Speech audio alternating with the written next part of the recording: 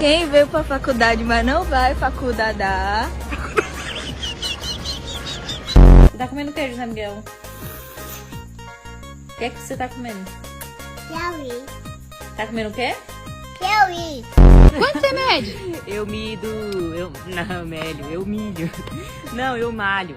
Gente, eu não sei se eu sou muito lerda, mas eu tava com minha amiga no shopping. Eu falei, nossa, que loja diferente, a nova Sanita Rios. Minha amiga falou assim, sanitários, Larissa. Era tipo assim, a ladeira era curta. Vamos ver.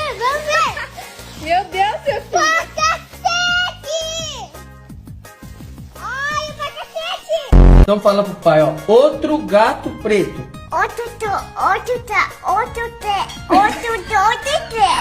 Oi, eu tô aqui em frente à